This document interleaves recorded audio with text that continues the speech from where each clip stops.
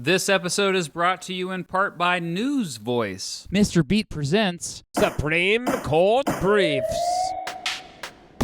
Cleveland, Ohio, October 31st, 1963. That's right, Halloween. Martin McFadden, a Cleveland detective with 39 years of experience, gets suspicious when he sees two men pacing back and forth in front of a jewelry store. The two men, Terry and Richard Chilton, would go back and forth, according to various reports, between 12 and 24 times. They took turns, starting a block or two away, and then would routinely walk up to the jewelry store window to peek in and return back to chat about it. Soon, a third man named Carl Katz approached Terry and Chilton and talked with them and then left. McFadden had seen enough. After the three men rejoined in front of Zucker's, a clothing store, McFadden decided to approach them. McFadden was in street clothes but identified himself as a police officer and asked them for their names. After the men, quote, mumbled something, in response, McFadden frisked them. Frisk,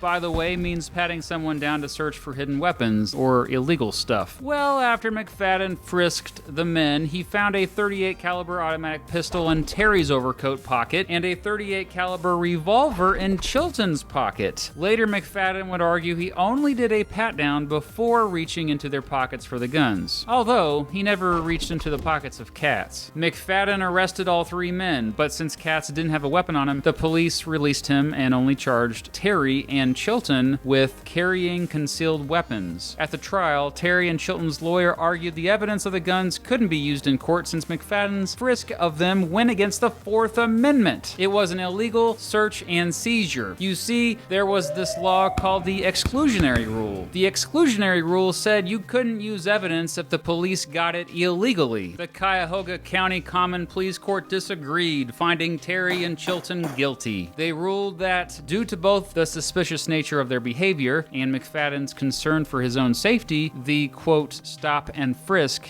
as it's now commonly known, was reasonable. Terry appealed to the Ohio District Court of Appeals, which agreed with the lower court. So he appealed again, this time to the Supreme Court of Ohio, but it dismissed the appeal, saying that it involved, quote, no constitutional question. By the time Terry had tried to appeal his case to the United States Supreme Court, it was 1967, a time when more and more Americans were losing their trust in the police, especially African Americans. Oh, by the way, here is what Terry looked like.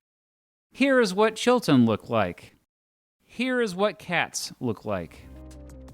The Supreme Court did hear arguments on December 12, 1967. The big question, was the stop and frisk of Terry and the other men a violation of the Fourth Amendment? The court said no. On June 10, 1968, it announced it had sided with Ohio. It was 8-1. They said that the police could stop and frisk suspects as long as there was a, quote, reasonable suspicion that the suspect was actually about to commit a crime. So the search and seizure was reasonable in Terry and the others' case, since it did seem like they were going to rob that jewelry store. After all, McFadden had 39 years of police experience, so he would know better than about anyone what an armed robbery was about to look like. Since this case remains so controversial today, I should bring up the one dissenting opinion by Justice Douglas. He strongly disagreed with the decision, saying, quote, we hold today that the police have greater authority to make a, quote, seizure and conduct a, quote, search than a judge has to authorize such action. We have said precisely the opposite over and over again, adding, quote, to give the police greater power than a magistrate is to take a long step down the totalitarian path. Perhaps such a step is desirable to cope with modern forms of lawlessness, but if it is taken, it should be the deliberate choice of the people through a constitutional amendment, unquote. Terry v. Ohio expanded police authority in crime investigations, but like I said, it's very controversial today as the decision has unintended consequences. Today, police departments across the country regularly practice stop and frisk, aka Terry stops, but many have called for a ban on them, arguing that Terry stops have in fact